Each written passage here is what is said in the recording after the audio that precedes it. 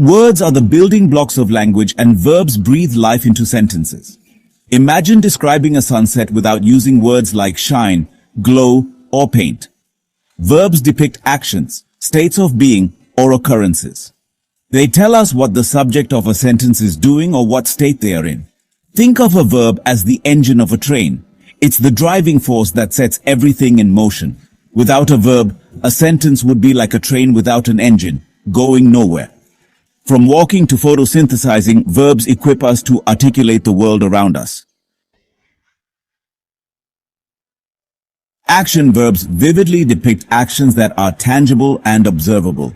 These verbs paint a clear picture, allowing us to visualize the subject performing a task. Imagine words like jump, sing, dance, or build. For instance, the dog barked at the mailman conjures up an image of the dog vocalizing. Action verbs are essential for crafting engaging sentences. They can be categorized into transitive and intransitive. Transitive verbs transfer their action onto an object, like the chef chopped the vegetables.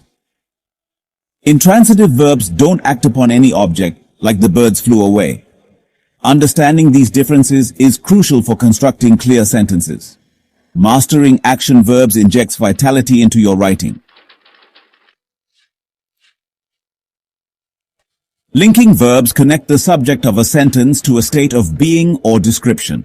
They serve as a bridge, linking the subject to additional information about the subject itself. This connection is crucial in providing clarity and depth to our sentences. They don't express action but describe or identify the subject. Instead of showing what the subject does, they tell us what the subject is or how the subject feels. This distinction is important in understanding the role of linking verbs in language. Common linking verbs include be, become, seem, appear, feel, and look. These verbs are essential in constructing sentences that convey states of being or conditions. For example, the verb be is one of the most frequently used linking verbs in English. In the sky is blue, the verb is links the subject sky to its attribute blue. This simple sentence illustrates how linking verbs function to connect the subject with a description or state of being. Linking verbs equate the subject with the complement, creating a state of being. They help to establish a relationship between the subject and the complement, making the sentence more meaningful and complete. They subtly enhance our understanding of the subject. By using linking verbs, we can provide more detailed and nuanced descriptions, which enrich our communication and writing. Instead of the soup tastes good, we can say, the soup is delicious. This change not only makes the sentence more vivid but also emphasizes the quality of the soup more effectively. Linking verbs express emotions and sensory experiences. They allow us to convey how we feel or how something appears to our senses, adding a layer of emotional depth to our sentences. Sentences like I am happy or the music sounds beautiful rely on linking verbs. These verbs help to express personal states and perceptions, making our language more expressive and relatable. Mastering linking verbs adds depth and nuance to your writing. By understanding and using them effectively, you can create more engaging and descriptive sentences, enhancing your overall communication skills. Helping verbs act as reliable assistants to the main verb.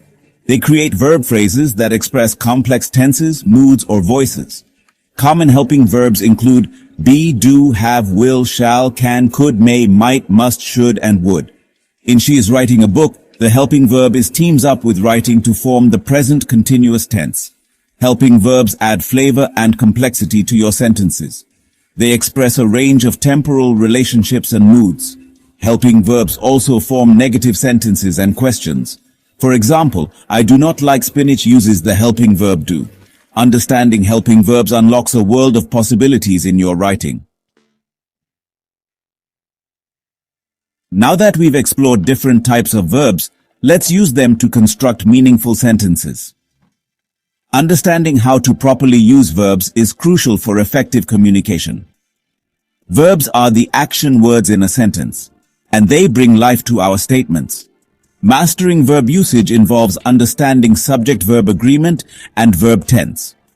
These two elements are the backbone of sentence construction. Without them, our sentences can become confusing and unclear. Subject-verb agreement dictates that the verb must agree with its subject in number. This means that singular subjects take singular verbs and plural subjects take plural verbs. For example, the cat sleeps, singular subject, singular verb, and the cats sleep, plural subject, plural verb. This rule helps ensure that our sentences are grammatically correct and easy to understand. Verb tense adds a temporal dimension, indicating when an action took place. It allows us to place actions in time, whether they happened in the past, are happening now, or will happen in the future. The three basic tenses, past, present, and future, provide a framework for narrating events. Each tense has its own set of rules and forms that we need to follow. Examples. Past tense. She walked to the store. This indicates that the action has already been completed. Present tense. She is walking to the store. This shows that the action is currently happening. Future tense. She will walk to the store. This indicates that the action will happen at a later time. Mastering these concepts lays a solid foundation for constructing clear and concise sentences. With practice, you will be able to write with confidence and precision, making your communication more effective and engaging. Even seasoned writers occasionally stumble over verb usage. Let's shed light on common verb mistakes and how to avoid them. 1. Incorrect subject-verb agreement. Incorrect. The dogs barks at the mailman. Correct. The dogs bark at the mailman. 2. Inconsistent verb tense. Incorrect. She walked to the park and sits on a bench. Correct. She walked to the park and sat on a bench. 3. Misusing irregular verbs. Incorrect. He go to the store. Correct. He went to the store. Being mindful of these pitfalls elevates the clarity of your writing. Practice correct verb usage to make your message more impactful. The journey to mastering verbs requires consistent practice.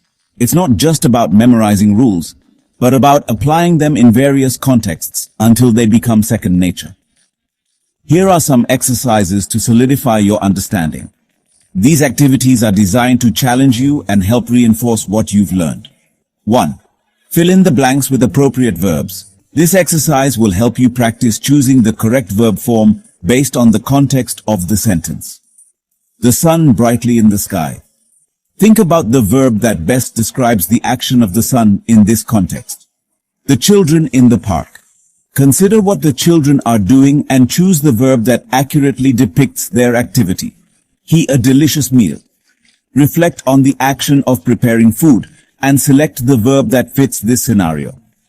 2. Identify the verbs in the following sentences. This will help you recognize verbs in different contexts and understand their roles in sentences. The birds sang melodiously in the morning air. Pay attention to the action words that describe what the birds are doing. She is reading a captivating novel. Identify the verb that shows the action of engaging with the book. We will travel to Italy next summer. Look for the verb that indicates the future action of going to a new place. 3. Correct the verb errors in the following sentences. This exercise will help you spot and fix common mistakes. The cat jumped over the fence. Identify the error in the verb form and correct it. They has finished their homework. Find the mistake in the verb usage and make the necessary correction. He ran a marathon last weekend. Spot the incorrect verb form and correct it to the proper past tense. Practice and review to internalize the rules of verb usage. Regular practice will help you remember the correct forms and use them naturally. Transform yourself into a more confident and articulate communicator. With consistent practice, you'll find yourself using verbs correctly and effectively in your everyday conversations.